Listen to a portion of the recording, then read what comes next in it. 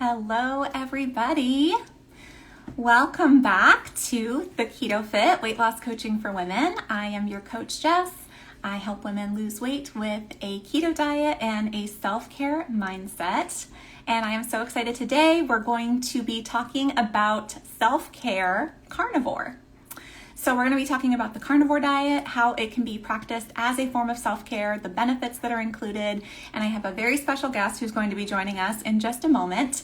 Her name is Coach Jen Winkler, and she is an ancestral eating coach who helps busy, burnt-out moms heal their hormones and heal their health. So she's just tuning in with us right now, and I'll be bringing her in. So Jen is another one of those amazing people that I met through Instagram. Here we go.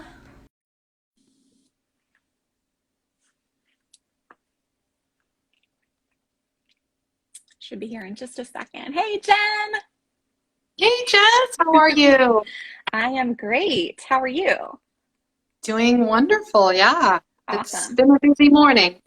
Yes, and good morning to everybody on the West Coast and good afternoon to everybody on the East Coast. And we're so excited to be doing this Instagram Live together. And before you came in, Jen, I was introducing you briefly as an ancestral eating coach who has been following a carnivore diet for a while now, and it has really transformed your life. And you do use it as a tool with your clients, but falling under the umbrella of ancestral eating. And I was saying that I met you through Instagram. So I've really been enjoying doing a bunch of IGTV episodes, or I guess they're not even calling it that anymore. Did you hear this? Now it's called Instagram video. Changing.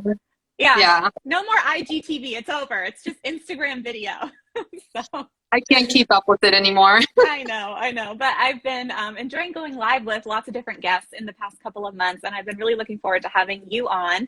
And it goes live on my podcast as well next week. So basically, if anybody's tuning in right now and you're like, dang it, I can't stay for this whole thing, you'll be able to watch the playback. You'll be able to catch the audio later on the Self-Care Keto podcast. But what I love to do is just introduce my audience to other people that I really respect and who I think can really fill in the gaps for a lot of things that I just don't know about. I'm just one person, and I like to share what I feel like I know what I'm talking about, but there's so many things where other people are so much better at sharing this information than I am.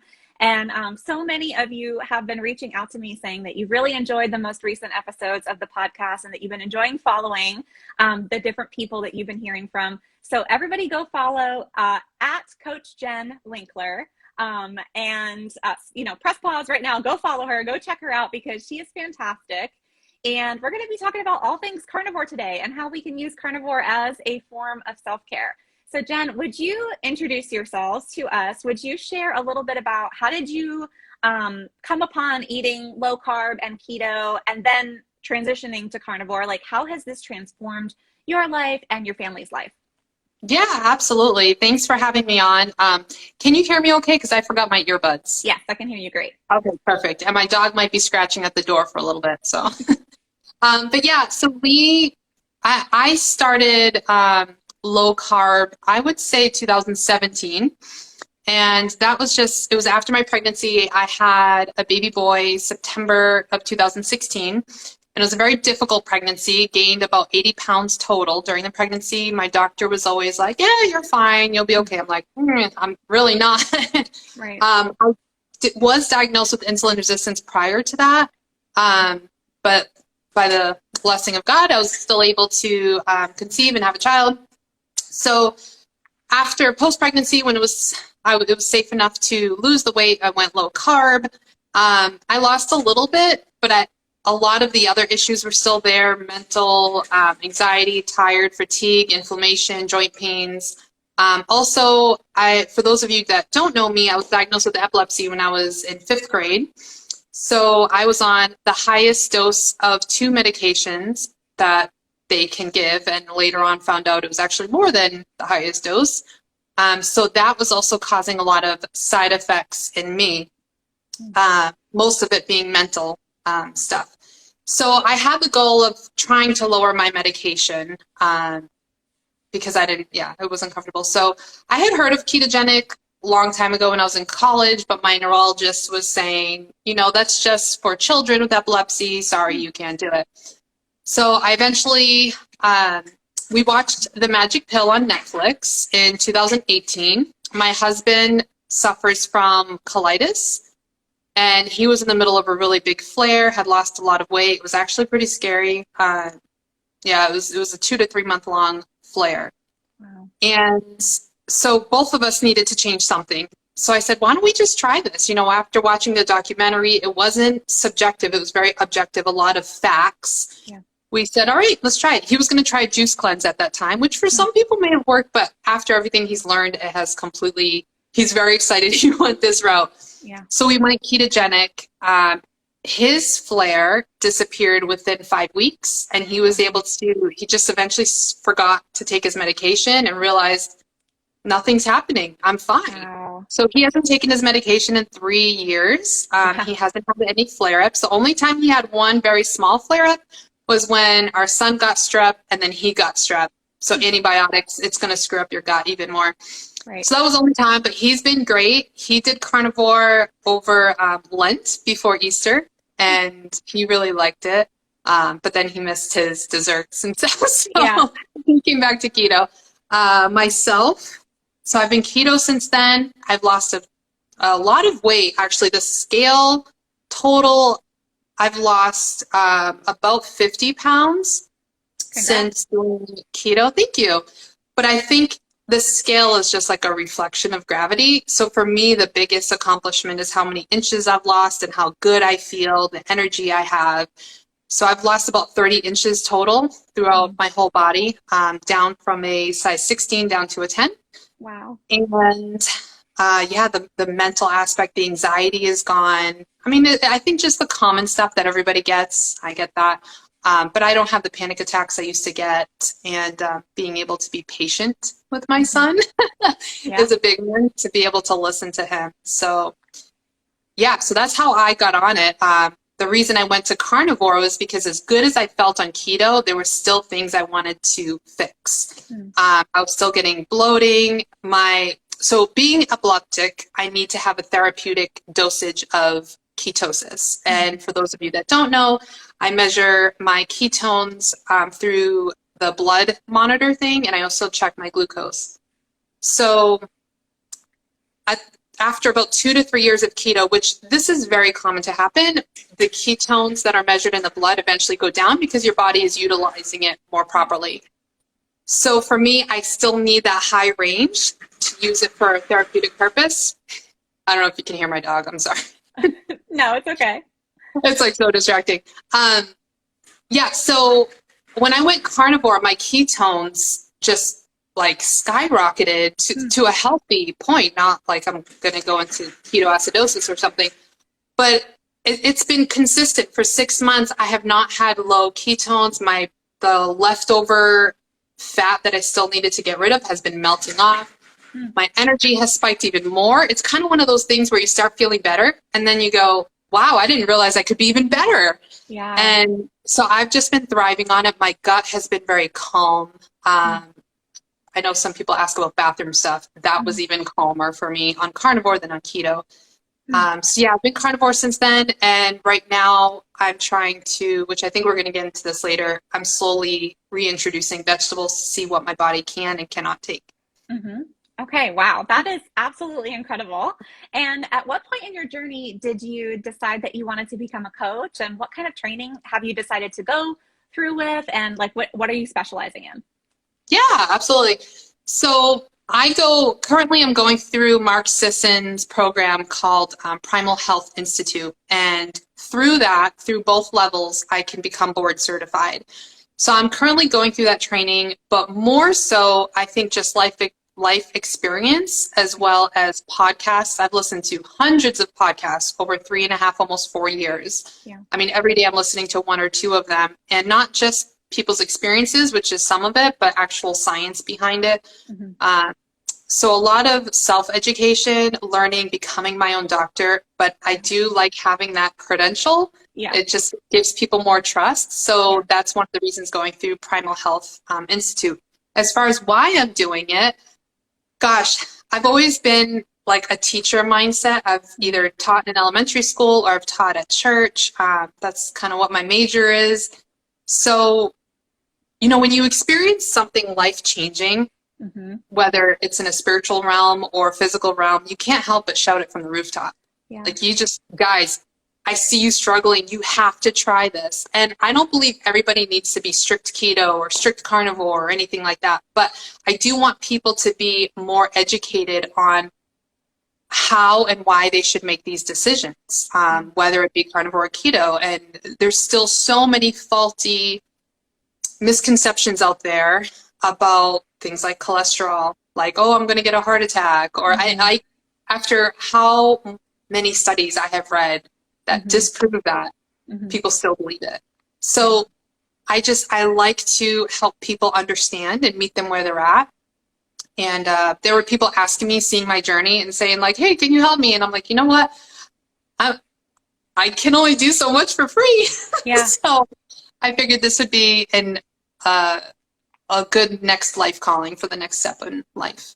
Yeah, that's awesome. And I love how you're pointing out that basically, you know, I always say there's no mistakes or no wasted time in God's economy. Like, all of the things that you have done in your past have like melded together to equip you perfectly to do this right now.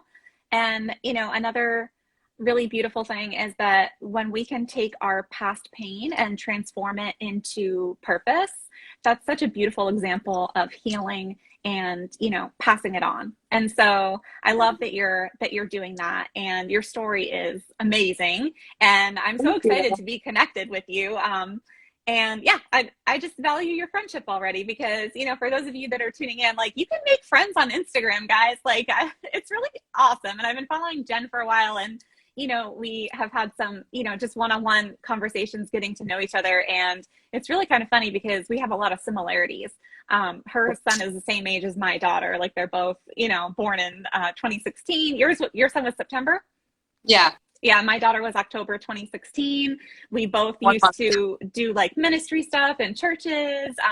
And the crazy thing about it is Jen lives in Phoenix right now. I live in Virginia Beach, but we grew up 20 minutes apart from each other in Massachusetts. So it's such a small world out there. And, you know, Instagram gets a lot of hate, social media gets a lot of hate, but it really can be a beautiful tool to make great friends. And I'm just so excited that I get to introduce you to everybody that follows me. And I'm also excited to be introduced to your followers right now too. So hello, everybody. I just need to say, I have loved growing community on Instagram and getting to know people and just conversing, especially as a mom at home who doesn't have a job at a business somewhere. Like, I'm just home. This is my community, and community is so important. I mean, we talk about nutrition, we talk about fitness, but to have some sort of relationship, and granted, I love having it in person more so, but for those days that you just can't get out, to have those people that get you and you can have fun with and laugh at their reels or whatever it is, which I love making their fun. I love the community. Yeah, that's awesome. So for those of us who are tuning in that are like, carnivore, what the heck is that? That sounds crazy. What do you even eat? So can you share with us a little bit about, okay, what exactly is the carnivore diet? What do you eat? What do you avoid? Are there different variations of it? Like, are some people more strict than others? Just kind of like a general information about it. Yeah, no, definitely. So, like I said, I've been carnivore 6 months. For me, my purpose of going carnivore was as an elimination diet. On keto, there were still things that were messing with me, causing me to gain more weight and all kinds of stuff. So I was like, let me just go carnivore. I love meat. I think I can do it. My husband did it. I can do it. Yeah. So 6 months. One of the differences with keto and carnivore was keto, I was very snacky still. I'm not a moderator. I'm definitely an abstainer. Same. So allowing myself to have those keto sweets, I'm like, well, I'm keto. I'll just have it one day. Like, I'll make some cookies for family, and then, I can have one. And then next thing you know, I spiral and I can't stop. So that was one motivator for me to become carnivore. It was, okay, the sweets need to get under control. My cravings need to get under control, as well as all the stuff I said earlier. So I said I was snacky, and then on carnivore, that snackiness started disappearing. So I really only eat like twice a day. I'll have my coffee in the morning. Most carnivores have coffee. It's from a bean, like whatever. It's fine. If it's not fine for you, then you eliminate it. That's the best part of carnivore. It's an elimination diet. You figure out what works for you and what doesn't. So I'll have my coffee in the morning. I put a splash of heavy cream. To me, I'm still fasting. It depends on the purpose of the fast. Mm-hmm. But for my purpose, it's still fine. I'm running around, bringing my kid places. I'm going to the gym, etc. So it works fine. I don't get hungry till around noon, typically. It also depends on my cycle, which that's one thing I specialize with women is some people say it doesn't matter in your cycle. I say it does. Your hormones are fluctuating. You might be trying to grow a baby. Like, you never know. So certain parts of my cycle, I do eat earlier. Some is later. But most of the time, it's about 2 meals. Mm-hmm. And I'm very satisfied on it. So I'll have like a pound of ground beef that I do in the air fryer. Katie Kelly, who's a popular carnivore, Little Bit of Fit is her name. She's popular with the air fryer stuff. So I make like little meat nuggets I had yesterday, about a pound worth, and then I'm full until dinner at 5:30 and whatever my husband decides to make because I take care of the kiddo. Steak, different cuts of meat. So New York strips. If ribeye's on sale, we'll have that. That's like a dessert for us. Chicken, depending on the type of, like chicken wings, chicken breasts. The chicken breasts are more leaner, so some will have to add some fat to it. I do fish twice a week to get the omega-3s because that is very important especially for women in hormonal balance. So twice a week I'll have different kinds of fish, whatever's on sale, again, making sure it's wild caught. Otherwise, you're not getting as many nutrients. But yeah, it's typically ranging about 2 pounds of some sort of animal-based meat, fish.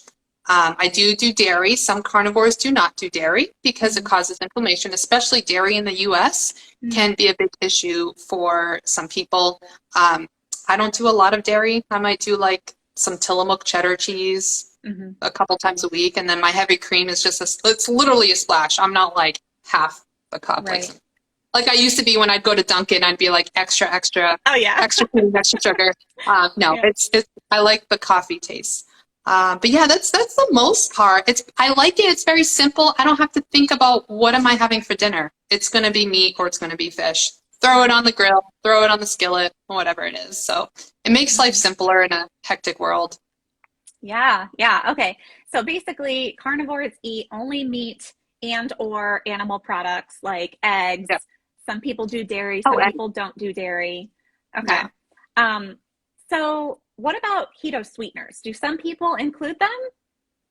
Yeah, they do. And it just, again, it depends on the reason the person is doing carnivore. There are a lot of people that go to carnivore to help with that sweet addiction. Yeah. And those type of people will typically not have any stevia or sweeteners or anything in there. There are some carnivores that are like, honey is fine because technically it's from an animal. But again, what is your purpose? Are you trying to control your blood sugar? Honey still gives you a blood sugar spike. So it just depends on your why, what the reason is. I forgot where I was going to go with that. Yeah. What about somebody that's just like approaching it for weight loss, but they're like, I have to have my morning coffee with my couple drops of sweetener. Yeah, no, I think it's all about meeting people where they're at. So I will say for myself, I use a collagen powder that is sweetened with stevia, and it's a dark chocolate one. And I'll give myself a treat once in a week because this is the thing, when people stress too much about, can I have the sweetener? Can I have this? Can I have that? The stress then raises your cortisol and causes the opposite effect of what you're trying to accomplish. So for me, I'd rather be like, you know what? It's been a few days since I've had chocolate in my coffee. I'm going to throw some of that collagen powder in there, give myself a treat. It helps to relax myself. Dark chocolate can be good for you depending on who you are. So yeah, there are some people that will have it. And then some, if they have that one, it sets them off. So then it's all about finding that balance. Your why, if it's just weight loss, I'd say it's probably fine. Again, it just depends on the person. Yeah. For me, it hasn't affected mine anymore. So yeah, I love that too, because I mean, we both definitely agree on this, but whenever you're approaching nutrition from a place of self-care, it's not about surrendering your will to somebody else's set of rules. Like there's no like official, I mean, I'm sure you could Google it and there would be somebody saying this is the official rules of eating carnivore, or that's not carnivore, that's not keto, blah, blah, blah, blah, blah, whatever. But It if it happens. helps you to adhere and you're getting more benefits out of it, like if you just feel like, okay, I'm either gonna do carnivore with my sweetener and my coffee in the morning, or I just can't do carnivore at all. Like, don't let perfect be the enemy of good.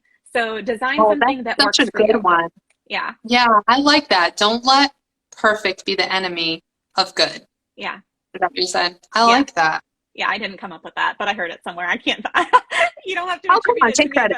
but yeah. Okay, fine. Official quote from Jess Reed. Don't let perfect be the enemy of good. Let's turn that into a meme. So yeah, I love what you're saying basically about you did what works for you, and that the reasons why there might be different variations in it is because maybe of personality approaches. Like you said that you're more of an abstainer than a moderator. And for anybody that doesn't know what we're talking about, we're referencing something that Gretchen Rubin created, this idea that there's, if you're going to break people down into two categories, there would be abstainers versus moderators. And Yeah. for an abstainer, it's easier to make the decision once and just decide, okay, I'm just not doing this anymore. These things are just no longer a part of my life. I don't eat bread anymore. Like, and you just boom, make the decision, because you don't want to have to think about it over and over again and decide, well, what's a fitting situation for me to have a slice of bread or not, or whatever. And then if you do kind of open the door to that you find yourself losing control a little bit, like what you mentioned with the keto sweets. Like the whole thing is like, it's very difficult for you to moderate. And it actually feels like more self-care for you to say, I'm not doing this at all, than to put myself through the pain and stress of trying to moderate it. And so then there is another category of people called moderators. And for them, it actually feels like hell on earth to try to abstain from something. Like they need to know that if they're going to go out for Mexican, that they can have 12 chips and sprinkle it on their salad for that little bit of crunch or whatever, even though it's not keto or whatever. Like there's just different types of people. And that's one thing that I had to learn was, even though I am an abstainer, for a lot of my clients, to try to follow the strategies that I would follow would totally backfire because they're a moderator. So, and if I were to try to do that, it would backfire for me. So it's important to take that into account. You know what's interesting? So I consider myself an abstainer, but there's some periods in life that I can moderate. Like I said, if I put the chocolate in my coffee, I don't spiral down. So I think it also depends on certain foods too. The hitting that taste palette and those endorphins that rush. And if it's going to give me that giant endorphin rush, I'm going to keep going. So to making sure, what is it that you can moderate on? And for me, I feel like I'm almost on an in-between, because the chocolate I can have a little piece of dark chocolate, 100% dark chocolate with some salt on it, and I'll be fine. I won't want more. Also the why, like why are you gravitating to it? I know we're not touching on this too much, but why am I going to eat? Am I feeling emotional? Did I just experience something stressful? Am I bored? Or am I truly hungry? And one of the practices we have in our house is, if I'm going to go reach for a piece of chocolate or crackers or whatever it is, I need to ask myself, would I eat a piece of steak? Would I eat a jerky? Would I eat something protein filled? And if it's a no, then you're not truly hungry. Mm-hmm. But if it's a yes, then okay, eat that protein and then have your little snack after if you want. Mm-hmm. Yeah, that's definitely good to check in with yourself regarding emotional eating. And I like that you referenced too about how some things can trigger you and some things don't. So like, it's not necessarily the sweetener that's triggering you. It's taking into account the composition of the food that you're eating. So I recently heard Ted Naiman was talking about this, and he has a great book that just came out called The Protein Energy Diet, or the PE diet. And so somebody was asking him, like, what do you think about keto sweeteners? And he was like, I think they're fine in 0-calorie foods. I think they're dangerous when they're used in like high fat foods, like the keto products, or when you're baking with things, because it becomes very difficult to moderate it when you pair sweet with fat with salt. I mean, essentially that is just like what every processed food in the world does, and lights up all of the pleasure centers in your brain, and it becomes very difficult to moderate. But, nobody goes nuts on sugar-free gelatin. Nobody goes nuts. Like, so, I mean, I'm not saying that's the healthiest thing in the world for you, but I'm just saying people don't tend to binge on that. So Right. if I And put it's a the little same bit, thing with you. yeah, Like you're not like, oh my gosh, I can't stop eating this New York strip, this ground beef. exactly. No, you get satiated and then you're full. And that's why that helps so much with those that are addicted to certain things. Like for myself, my taste palette has changed. There's these little keto crackers that we buy at Costco that I let my son have and the rest of the family will eat. And I tried one the other day and it tasted horrible to me. When I first bought them 6, 8 months ago and I tried them, they were delicious. So now I'm Right. like, I don't have that craving for it anymore. And that's one of the things carnivore does. I'm not a biochemist type of person to say exactly what's changing, but the proof is in the pudding. There's many people that they don't crave it anymore. And yeah.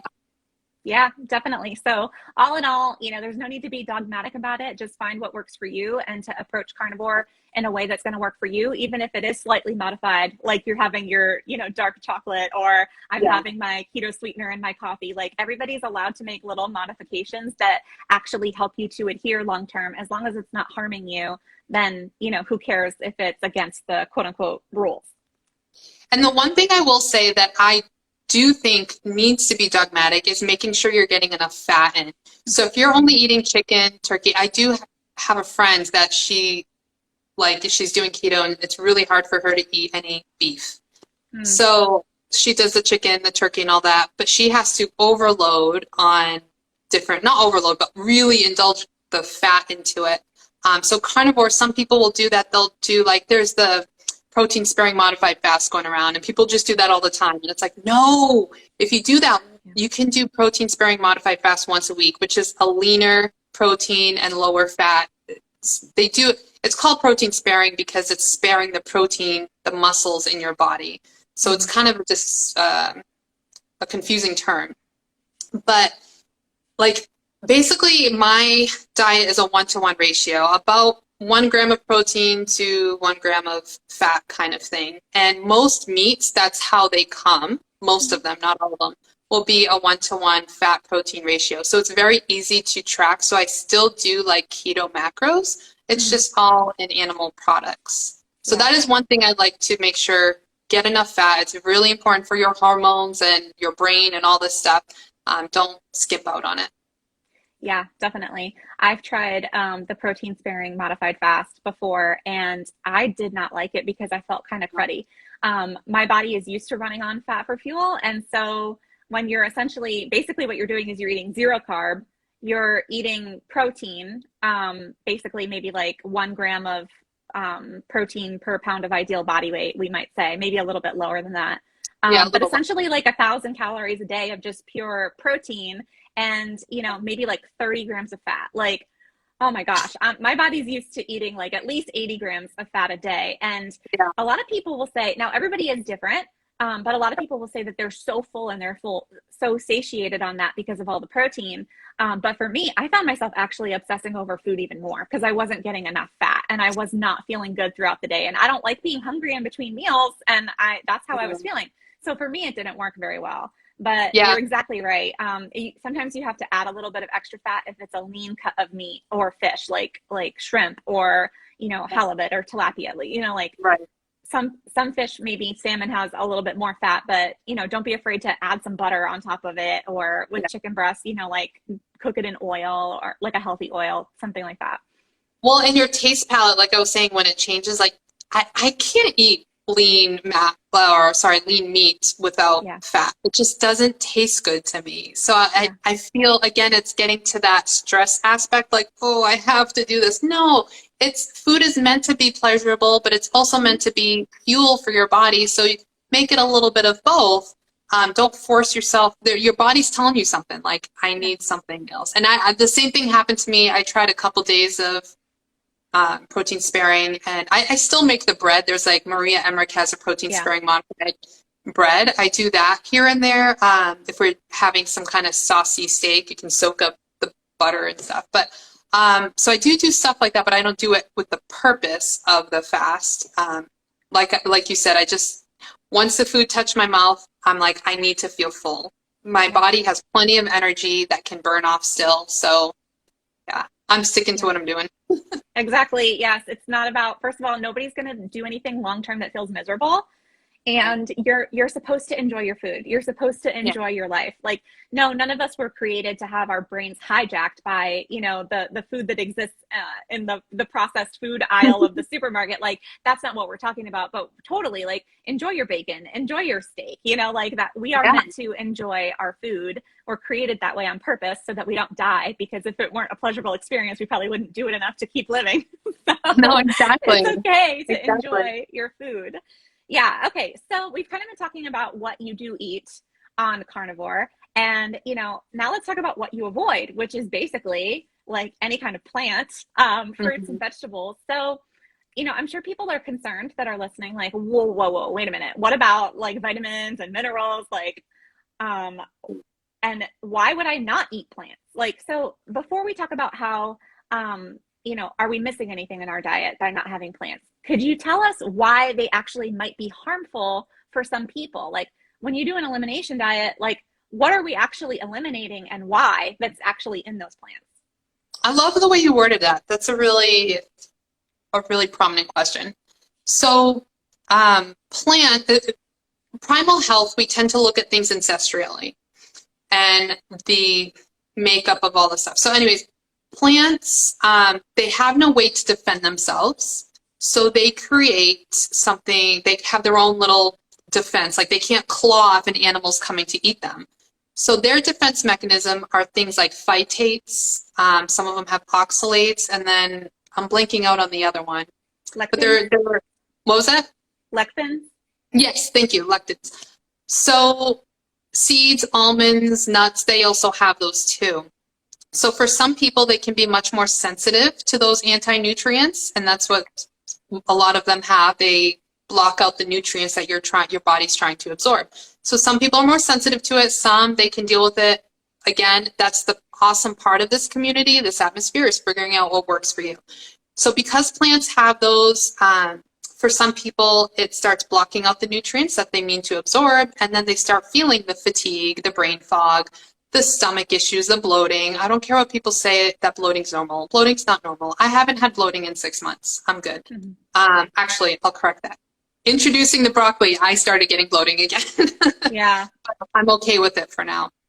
So, so that's one of the main things. It's their defense mechanism. Another thing is high fiber can cause issues for some people. Example, my husband who has colitis, the doctor would always tell him, well, you need to add more fiber to bulk up the stool. If you don't know what colitis is, it's a digestive autoimmune disease that causes people to have to literally run to the bathroom. They cannot hold it in. And there's other issues that I'll spare on here. So their philosophy was add more fiber, bulk it up, and you'll be fine. But every time he did that, it got worse. So by eliminating majority of plants with high fiber, it helped to calm his colitis, as well as processed foods and sugars and stuff. But he does notice if he does too many vegetables, it starts to get a little not comfortable. So yeah, for some people, it'll cause it. Some people, it does help. The second half of that question was, remind me. Why are they harmful, basically, for some people?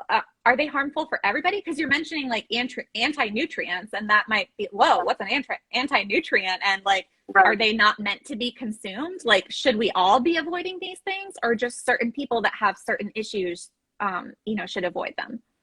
Yeah, I think it's more, so there's different levels of anti-nutrients. If you're having spinach 3 times a day, that's really high in oxalates, that can cause some issues. That probably will cause some issues. So everything I hate the term, but basically like everything in moderation in a sense. And yeah, I don't know enough about the science as far as if it's like genetic or environmental, but you eventually kind of start figuring it out on your own of what's working and what's not. Keeping a food log and the emotions and physical effects after eating is very helpful to do that. So I had broccoli and chicken tonight, was gassy throughout the night.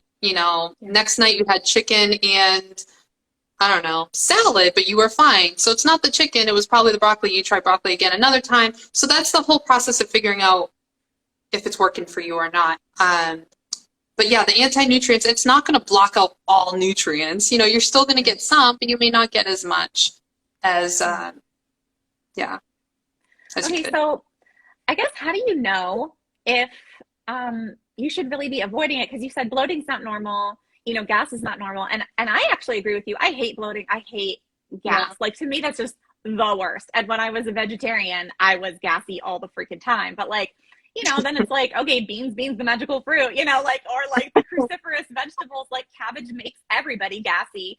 So how do you know if you like actually have some kind of an intolerance to it where you should probably cut it out of your life versus like, okay, your pee smells like asparagus when you eat asparagus. Like, does that mean you like, how can you tell? I learned that till my husband told me, and then I was scarred after. That's funny. Yeah, so Judy Cho, if people don't know, is a great person on Instagram. She's a nutritionist, and she wrote a book called The Carnivore Cure. And she really takes carnivore as an elimination diet. She walks through it. And as far as all those things like why plants might be bad, she is so good at bringing it down to layman's term, and she explains it all in her book. So free promo for you, Judy Cho. here's something for your book. But I do encourage people to read that just to get educated on both sides of everything. Yeah.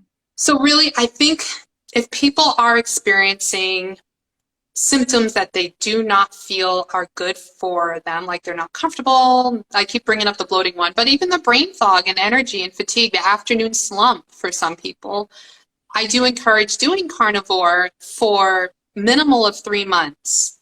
I do let them have dairy, try to keep it to the small part. But then after those 3 months, if you want to start reintroducing, you have to make sure everything's good. And Judy has her own protocol in her book too, if people want something more solidified. But then slowly introducing a vegetable. So for me, I really liked my broccoli. So that was the first one I reintroduced was I'm going to have broccoli, just a little like half cup worth the first day to not freak out my system. The next day have a little bit more. And the third day have the same. If I'm okay and I don't notice any difference, broccoli's not the culprit. Some people will do things like a FODMAP diet, which is another version of the elimination diet. So I would say for that, whoever it is, do an elimination diet and figure out what could be causing it. Yeah, so I do have like an occasional Brazil nut thing here and there to help with selenium as well. But that's because of an issue I have. Not everybody needs it. And it's not causing any issues for me. Right. So why not have it? Again, the strictness, the mindset, the stress of it, don't freak out about it. But elimination diet, you're going to get all the nutrients you need if you're eating different cuts of meat and fish. Some carnivores don't eat fish. They feel they don't need it. Okay. They know their bodies more than I do. I personally, from my experience studying women's hormones, omega-3 is pretty darn important. So I think having fish at least once a week is really good. Yeah. Okay. So you're definitely making sure that you get a lot of variety within the animal kingdom.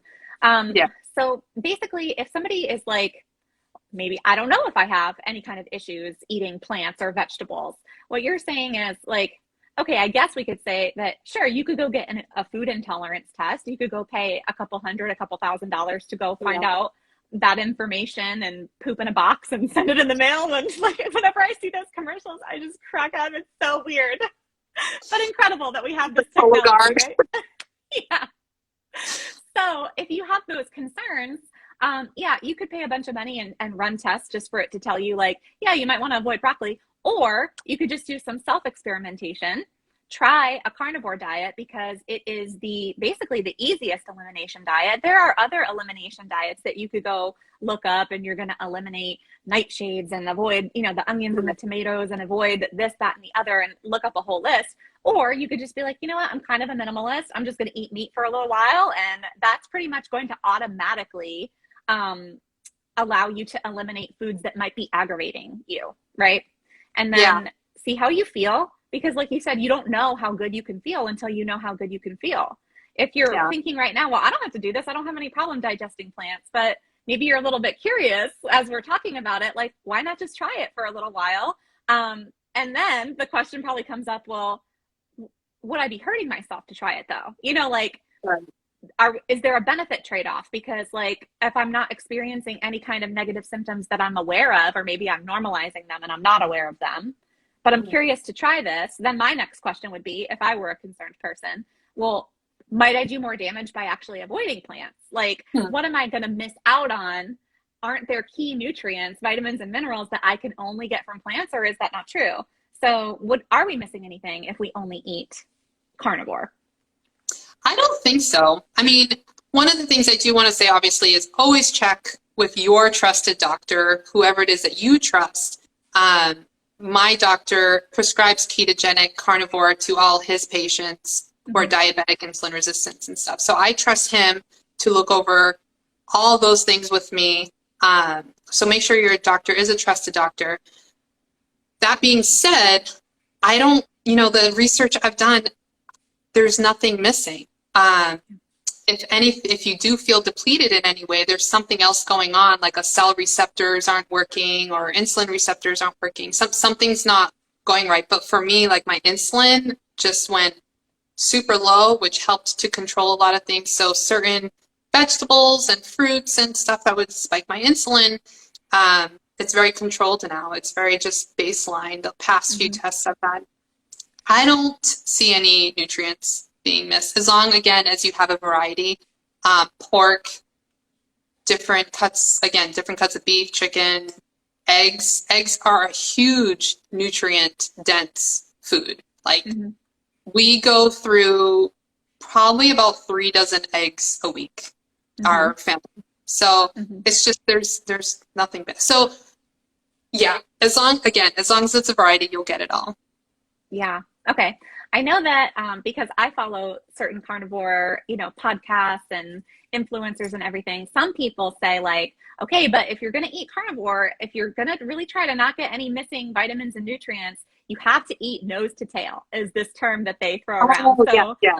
Can you tell us, what is nose to tail? Do you subscribe to this idea, or do you think that you can, be totally fine on carnivore even if you don't do nose to tail? Okay, I'm laughing because this is such a hot topic in the carnivore space right now, is the nose to tail, is the liver aspect of it. Yeah. I don't do complete nose to tail. I do incorporate liver. I do not like the taste of it.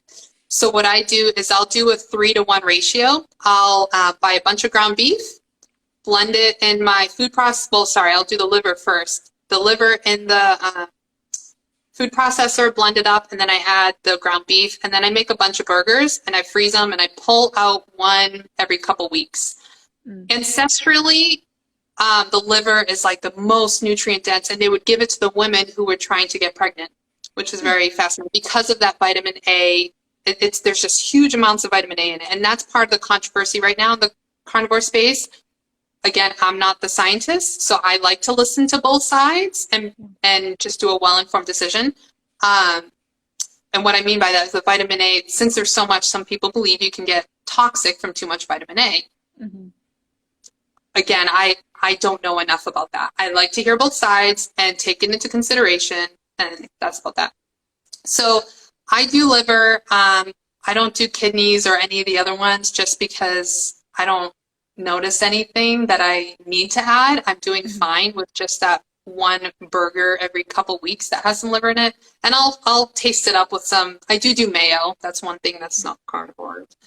But I'll put some mayo and honey mustard and stuff, or not honey mustard, Dijon mustard, and it kind of helps to hide the taste a little. And then obviously salt. Salt is a very big one on carnivore because you need that sodium. So tend to oversalt the foods, but eventually your taste bud notices it, and if you only put a little, it's like, ooh, it needs more salt.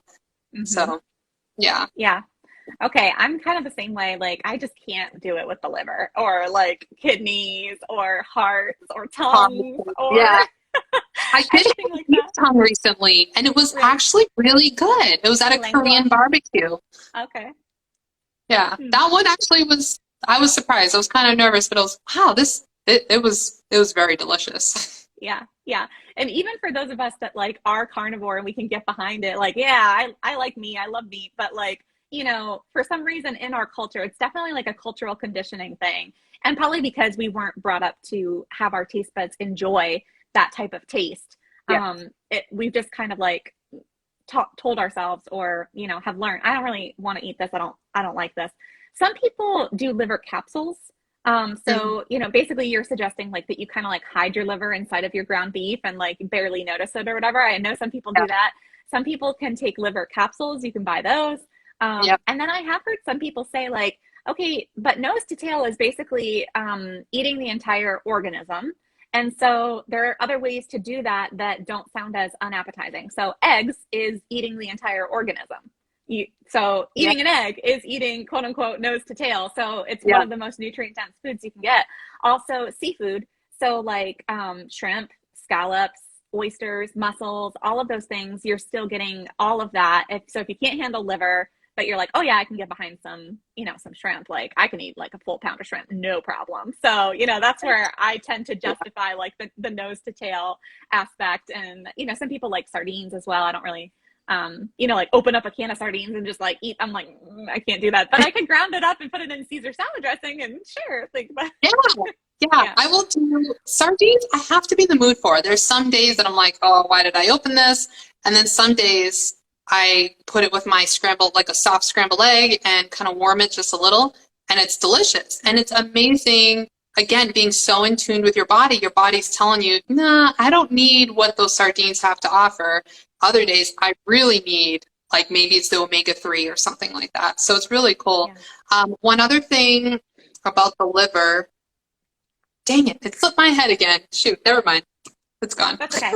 So what's your opinion on this? Like, is carnivore really just meant to be like a temporary intervention, like as an elimination diet, or is it okay for it to be a lifestyle? And how do you know? Here's the thing. I don't think anybody really knows. If you're going to base things in science, there's no carnivore clinical studies out there. Dr. Sean Baker is currently raising funds to do carnivore clinical studies. So if you want to support something like that, head to his Instagram, click the link, and help support that. Really, it's all anecdotal right now, which means just what people are experiencing. So, I mean, there's some long-term carnivores out there. Kelly Hogan, Dr. Lisa. I know there's some others, and I can't think of them right now. Sean Baker, obviously. And you can just see in them how well they're doing. The hard part with that is, to be fair, because I always like to be fair, there are some vegetarians and vegans that are living a great life, you know, and it's like, okay, they're having kids, they're having their cycles. So as far as like carnivore being permanent or temporary, my own personal view is, again, food being pleasurable, you want to be able to have a variety if you can. So in my practice, I like to use it as a temporary tool. Again, minimal 3 months, awesome of 6 months if you really want max effects, and then slowly reintroduce stuff. There are some people, when they do go into the reintroduction phase, realizing nothing works and nothing sits well with them, so they stay on carnivore. Now, again, most people, it's been 3 to 5 years. Those are like starting to be the OGs in a sense, of long-term people. But I don't feel that's long enough to know if it can be permanent. So yeah, that's not what I would suggest for my clients yet until I learn more. And there may be stuff out there that I don't know yet, but that's, you know, if there is, I am always one to be willing to learn. So, but these long-term carnivores, it's working for them. So it could be. I don't see, if you're getting all the nutrients you need, I don't see the issue with it. Yeah. Probably from like an anthropological point of view, we would probably think that, you know, humans have survived on a mixture of plants and animals throughout most of human history. But there are, you know, certain locations and certain tribes of people that have survived on strictly carnivore. And I'm gonna forget the person that did the study, but I know it was in the 1950s, right when you know, basically low fat was starting to become the common narrative of like, this is a picture of health. And, unless you want to die of a heart attack, or you're going to get heart disease, or you're going to have high cholesterol or whatever, if you consume too much saturated fat, which is, animal fat and everything. Ansel Keys. Ansel Keys was the promoter of low fat. Yeah. But then there was somebody who was kind of like trying to prove him wrong. And he went to go visit the Inuit up in Alaska. And because these people have survived basically just like eating whales, all year long. So like high fat meat. And he thought for sure these people are probably going to have cholesterol through the roof. They're going to be obese. They're going to have heart problems. Absolutely not. No, they were like a picture of health. And so, but then, then there's like the blue zone diets. And so these people like are Mediterranean. And so it's like, oh, it's better to eat, like chicken and fish and avoid red meat and, get your fat from unsaturated fat, like olive oil and yada, yada. But the thing that I take away from it is that humans are really, really adaptable. And as long as we're not eating processed crap that was made in a lab, like we can really survive pretty well off of anything that planet Earth, has to offer, whether that be animals or plants. But no, that's very true. Ancestrally, that's what it is. I mean, you look at the hunter-gatherers and they go out and they go and kill the animal and they eat as much as they can at that time because they don't have fridges to put meat in. And then the liver, this is the thing I was going to say, the liver, like the organs and stuff, they would split with their tribe. So you're not getting a lot of liver at one time. There are people that will eat like a whole liver a day kind of thing. And I'm like, ancestrally, that's not what our people did. It was kill one and then probably fast for a day or two until the next kill. The fruits and the nuts and the seeds also looked very different than what they look now. Right. So we have adapted for the most part to the fruits and vegetables that we have today. However, if you look at pictures of like what wild blueberries used to look like, or strawberries, the strawberries now we get so excited when they're like a big, juicy, plump one. They used to be so tiny. Right. So all these things have evolved, well, not evolved, but have changed in the agriculture time, the civilization of agriculture. So, it's some people adapted, and some that might be why it's hard for them to eat it, is because it's not what our bodies used to be. Right. And even, on the topic of using carnivore as a short-term elimination diet, the whole reason that we would even need to use an elimination diet is to heal our bodies from how they have become sick based off of the modern day type of food that we are eating, that we were never really meant to eat, from having insulin resistance, or from having an intolerance to modern day gluten, which is completely different from ancient gluten and ancient grains. I sometimes will have people ask me like, well, why is bread wrong? Or like even well-meaning, like honest to God, like, people that are like people of faith, and they'll be like, but Jesus ate bread, like how can like, why? That was a question I had at one point. Yes, absolutely. And God made fruit, like why would I avoid these things? Like, and it just honestly doesn't make sense to them. And I can totally understand that. But we have to think about, the bread that Jesus ate when he was walking the earth is completely different from the bread that exists today, because we have completely modernized gluten. It's nothing like what it used to be. And so that's why our bodies are intolerant to it, because our bodies haven't adapted as much as the food that we have. We've completely changed food.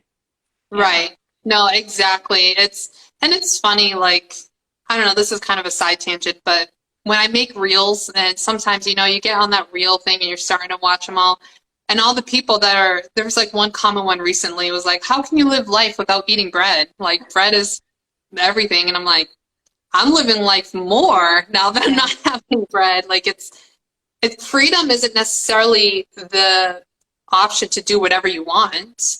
Freedom of your body and of your spirit and your mindset, you need restriction to have freedom, in a sense. Like, you have to have those boundaries, and then you actually begin to feel more free. So when people are like, oh, you can't eat this, no, I choose not to eat it because I choose not to have the side effects of it. So to have that choice in there, it's sometimes that little tweak of words can make a difference.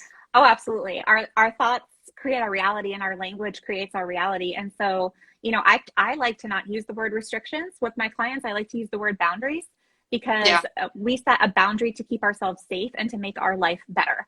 You wear a seatbelt to protect yourself and to make yourself, safer, and to help other people be safer as well. But it improves the quality of your life and allows you to have experiences that you would not otherwise been able to have, So a boundary is so much better than using the word restriction. And like you said, we can do anything that we want. It's when we tell ourselves that we can't do something, or we feel restricted, or we feel like we can't or we shouldn't, that's when we start to rebel against it. And so, for people of faith that listen and are like, well, what about, Jesus ate bread and God made fruit and yada, yada. Well, also everything is permissible, but not everything is beneficial. And so you're allowed to do whatever the heck you want, whenever you want to, every day of your life. You have free will. You can put whatever you want to in your mouth. It's up to you. No one is holding a gun to your head saying you can't eat whatever. No one is holding a gun to your head saying you must eat this. You have complete freedom at all times, but you choose not to because you have learned this just isn't beneficial for me. It's not worth it. Yeah, I agree. There's nothing else to say on that. Yeah. Okay. So, while we're on the topic of eating meat and, how God designed things and all of this topic, like, how about the ethics of eating meat? Because I know that we probably have some, people. Hey, Jimmy, thanks for joining us. So I know that we probably have some people who, they're not here to be haters. They're not here to argue, but honestly, they're just like, have a sincere, conflict on the inside of like, I feel compassion for animals. And I just can't justify like killing animals. Like, I'm really struggling. Have you had any clients struggle with this, or anybody approach you in your life and be like, how can you eat that much meat? Have you ever felt that inside of yourself? Or what would you say to somebody that is feeling like, oh, that sounds interesting, but I don't necessarily think that it's unhealthy, but I just feel like that's not compassionate or not the right thing to do? Yeah. I luckily have not had anybody come to me about it. I have seen it in the carnivore space. People share some of those experiences. If I did have a client in that situation, obviously approaching with sincerity, like you're saying, like, I understand it's valid concern, etc., but just bringing the facts, like, okay, is it just about the fact that the animal is killed? Is it like some people talk about the environment, and what the cows are doing, and I'm like, okay, there are way bigger issues than the methane of cows. It's the factories that are producing processed foods, the factories that are all the agriculture stuff that's doing with the plants, the glyphosate that they're spraying on. Like, there are so many other things in the plant kingdom that are contributing to the environment part. That I would say the environment one is the more that I've heard of than the killing of the actual animals. But again, we look at history, and the history aspect of it is that's what we did. We hunted, we gathered, we ate, and that's how we thrived. So, and Jimmy says here, more animals are killed making plants than animals. And that was the other one I was thinking of too. But just, it's the way, again, coming from a spiritual side, the way God created, this was for us, both plants and animals, but we've already touched on the point how some of the plants have changed over time. So I'm not going to force anybody. Again, I'm not going to say you need to eat meat, you need to have fish or anything like that. Will you thrive more? Yes. Here's an example. Even religion, there are some religions. My family is 50% Hindu. My dad's side is all from India. So they are meatless. But there's this awesome carnivore, and I'm blanking out on his name right now. If anybody remembers it, throw it in the comments. He's an Indian, and he has promoted and helped educate a bunch of Indians about the carnivore lifestyle and how it has helped him. And he has like ways and tricks of working around it. And I've listened to him. He's been on some podcasts. I think it's like Carnivore Superstar or something like that's his name.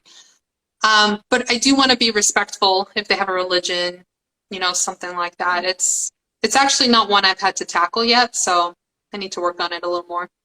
Yeah. It's interesting too. Going back to Jimmy's comment that more animals are killed making plants than animals, and what he's really referencing is like modern day agriculture, the way that Yeah. humans have just, agriculture is like one of the biggest money makers for the United States, and so we've got tons of corn. We're turning that into high fructose corn syrup and selling products, and yada yada yada. So there's money to be made on agriculture. There's also a lot of money to be made in the way that factory farming is done, unethically. So both carnivores and vegetarians or vegans could be absolutely on the same page, being totally against factory farming and the way that animals are treated unethically. And there can be ethical ways to go about it, or the most ethical way possible to give an animal a good life and kill them without any pain or whatever, which is, a lot of the dietary laws in the Bible or in any kind of ancient text. That's exactly what it was referencing. Like kosher laws were all about, well, how the animal was treated and how the animal was killed was of the utmost importance, because there's still dignity of all life involved. And so that's very true.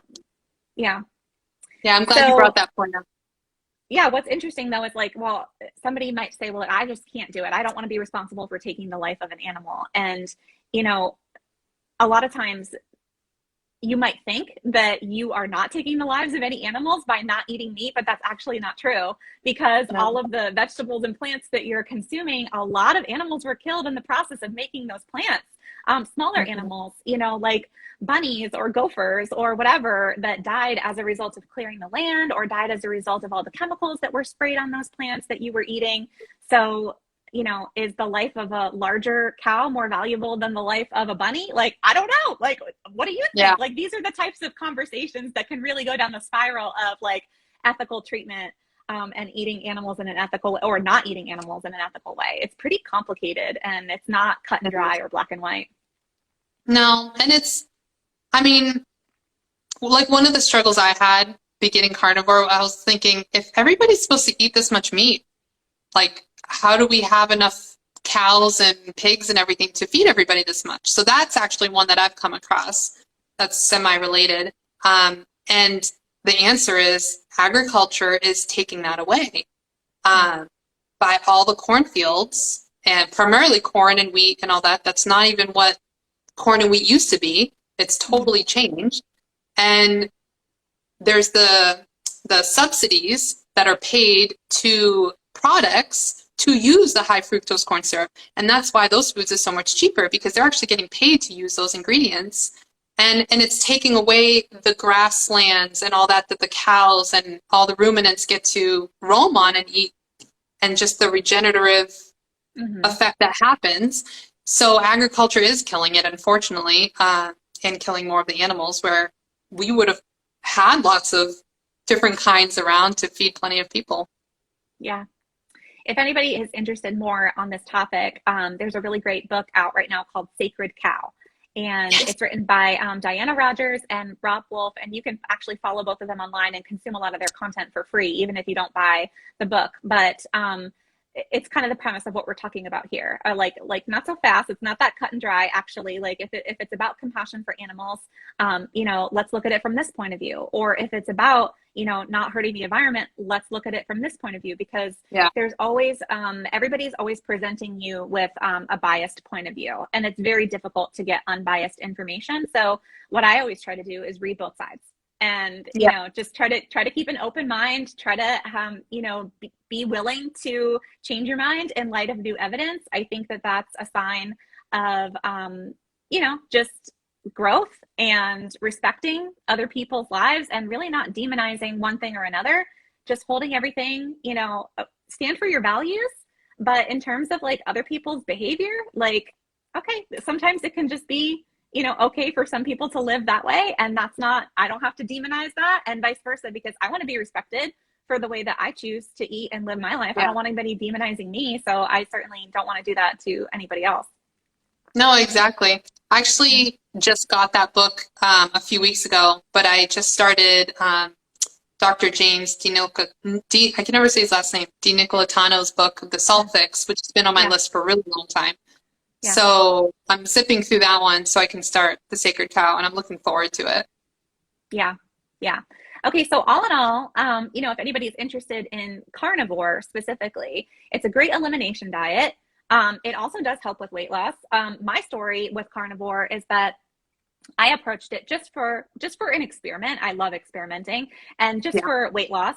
And actually, there's some low carb protocols that will use carnivore. And I know that you've mentioned like I keep my clients on it for 3 months. Well, the reason that you're saying that is because for the purpose of an elimination diet and to really heal the body. But if it's used only for weight loss, you can still see results from maybe just trying like a couple of days a week of carnivore. Or the Dukan diet is really, really popular in Europe, and essentially it is like a different version of Atkins or like a low carb or keto diet, and they do 1 day a week of essentially carnivore. On Mondays is carnivore, and that's how Princess Kate lost all of her weight, or now she's a duchess or whatever. But like, so I probably completely botched that, so I'm sorry for anybody that's British. But yeah, you see the stuff like, oh, the Dukan diet helped these people to lose all this weight. So it's not completely crazy. And if you don't call it carnivore, some people call it like pure protein days. Maria Emmerich used to call it that, like, because sometimes we think carnivore and we're just like, ooh, bloodthirsty, weird, whatever, you kind of like have your stomach turned to it. I did 30 days straight of carnivore, and I approached it for weight loss and for experimentation because I was still a weight loss coach at that time. But I hadn't lost all of my baby weight at the time. And I lost 10 pounds in a month. And I actually felt amazing. Like I felt the way that I felt when I first started eating keto. Probably my ketones probably went through the roof. I wasn't testing at the time, but it was probably the higher ketones that made me feel like so much more energy, better mood, way less bloat. And actually, I did feel like I even had somewhat of a transition of like the keto flu type of symptoms. Like I had a couple of rough days. Yeah, I don't know. But that was my experience with it. I did it for a full month. I did find that it was kind of challenging with like going out to eat, but I was still able to stick with it. I looked up certain restaurants where you could kind of do stuff like a la carte. Like here in Virginia Beach, we have this place called Mission Barbecue. It's like a barbecue joint where you can literally just go and you can order just meat, or, going out to eat, I would get like an appetizer. Like I would just get just chicken wings. That way you're not kind of like ordering just an a la carte ribeye. You could totally do that if you wanted to, but a bunless burger. So yeah, it's a little bit challenging when going out to eat, but I was able to still make it work. Brazilian steakhouse is the absolute best to do if you're a carnivore. Yes. So if you're going to spend money on going out to eat, oh man, you got to go to the Brazilian steakhouse and get all the meat. Go to a Brazilian steakhouse, and it is so worth it. Yeah. I was going to say, one of the things a friend of mine had mentioned as far as doing carnivore and vacations, for example, what to do. One of them is even just bringing like a bag of meat with you, a little, and hopefully it might be a little awkward depending on the friends, but most friends wouldn't really care, there's that. But then also just calling the restaurants ahead of time and saying like, hey, I have some strict allergies. And I mean, you do, you don't, that's a whole nother thing. I consider it an allergy if my body's reacting to it negatively, like certain foods. Yeah. So just saying, I have some strict allergies. I can't have any sugar or gluten. Can I have like a type of meat that does not have any rubs or any sauces on them? Do you guys do that? And just trying to work around that. And it's as simple as doing that, so that in the moment when you're around your friends or family or coworkers, whatever, you don't have to feel all awkward and asking the waitress a ton of questions that she doesn't know the answer to. So just calling ahead of time and figuring it out. This weekend, my husband and I are going to the Las Vegas Keto Expo. So I made a bunch of jerky to bring with us, and we're going to bring some burgers and ribeyes, keep them at the B&B that we're staying at, and bring it to the conference. I mean, it's a keto conference. There'll probably be keto options, but even though I'm slowly introducing veggies, I've only introduced 2, and I'm still like 98% animal based. So we'll bring some hard-boiled eggs and stuff. It's again, it's that mindset thing of figuring out how can I make this easier and working out a plan. Yeah. And I love that you're talking about how you're reintroducing foods, and that's okay too. So for people, like whatever ends up working for you, like, maybe some people use the words, there's so many terms floating out there, but carnivore-ish, ketovore is another one, like combining keto and carnivore. I've heard carnivore adjacent before. So these would probably be the categories that I would use for myself, because even after going carnivore. And then when I started bringing foods back in, like I still don't eat a lot of vegetables because I found that I didn't miss them very much. And like you said, it really causes a lot of bloat and gas for me. So like I found no problem at all just not bringing vegetables back into my life on a daily basis. I might have them once in a while when I go out to eat because it comes with the sides as my food, but on a daily basis, I don't really consume a lot of vegetables. I did miss salad. And like romaine lettuce, I'm fine. I have really no negative effects with that. And sometimes the volume just helps to have like a big, huge, bed of romaine and then put your meat on top of that or your egg salad or your tuna salad on top of that. And it just feels good to have that as something, a variety on the weekends. Some people like to bring back in avocado or fruit like berries. A lot of people don't have much intolerance to those, even though they might have an intolerance to, like cruciferous vegetables or something like that. Yeah. Yeah, avocado's the next one I want to try. I do miss having some avocado with my eggs fried in the butter and everything. So I'm going to probably try that one next and see how it works. My husband, he has a huge histamine reaction to avocados, so he's super bummed. Yeah. But well, yeah. I think it's great that you're experimenting. And when you said over Instagram, you did a story and then you ended up doing a post like that you were reintroducing foods.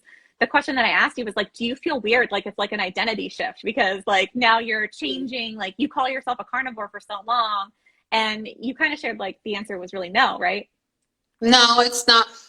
This is the thing. I hate the labels. I do because it does become really, like you said, I don't like the word restriction, and it feels very restricted. You have to fit yourself into this box of what is carnivore.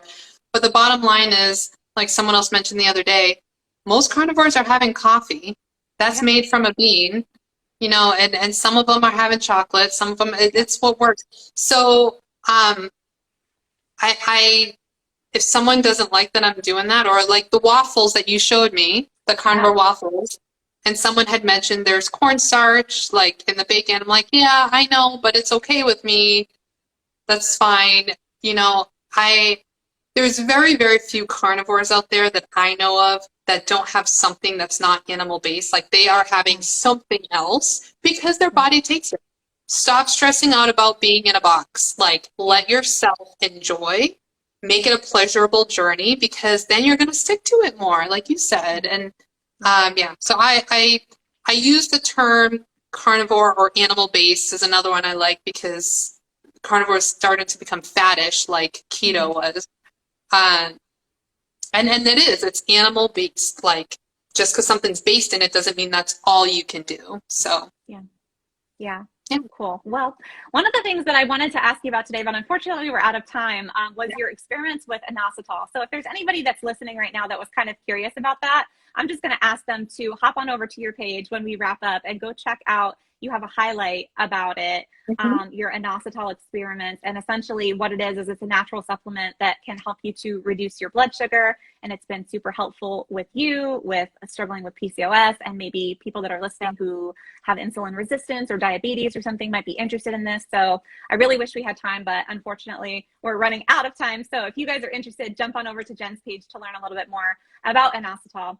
But for anybody that is interested in working with you or learning more about that, what type of services do you offer and where can people connect with you? Yeah, thanks so much for having me on. It's been fun chatting and Absolutely face to face. So for myself, I'm on Instagram mostly. I do have a Facebook page, but I feel like that's going to start disappearing because I am never on there. I'll be honest. I'm very active on Instagram. I have a link in my profile for a quick chat discovery call. I'm hoping to do a carnivore group coach in November. So if you are interested in just getting together with a group of people, send me a message and on Instagram and just say, hey, I'm interested in the carnivore group coaching. It basically would consist of weekly Zoom chats, accountability. You'd have access to me throughout the time to help with all that, and we'd all become like one fun little community. I'd give a little introduction on what to do in the first meeting, and then we check up on each other's goals and share each other's stories. So it's kind of just a fun little community thing that I wanted to do. So that's the best place to reach me. If you do want one-on-one coaching, I do have a link on that. in my profile on Instagram to set up a call that we can chat and see if I'd be a good fix. The primary women or the primary people I work with are women under 40, like before menopause. I haven't specialized enough in menopause yet, so prior to that, who are either insulin resistant, things like PCOS, PMS, difficult cramps. I am a trained symptothermal fertility awareness practitioner as well. So I do have the studies in women's cycles and hormones, and there's always stuff to learn more. So I'm still learning more about it. But yeah, that's my primary audience that I target. Yeah, that is so awesome. So guys, if you're listening, if you feel like something's just not right, you think your body could benefit from some healing, maybe you have hormonal issues like PCOS, or you have insulin resistance, or even, digestive issues or anything like that, or you just want to try carnivore as a form of weight loss or any kind of ancestral eating, and you just think Jen is as awesome as I think she is, make sure that you go get that free 30-minute call. Why would you not do that? It's totally free. Just head on over to her page and click that link and make sure that you're following her. She's at Coach Jen Winkler on Instagram. And yes, thank you so much, Jen. We really appreciate your time. Thanks so much, Jen. And teaching us all about how we can eat carnivore as a form of self-care. We really appreciate you. Oh, I appreciate you too. You have a good one. All right. Have a great rest of your week. All right, you too. Bye. Bye.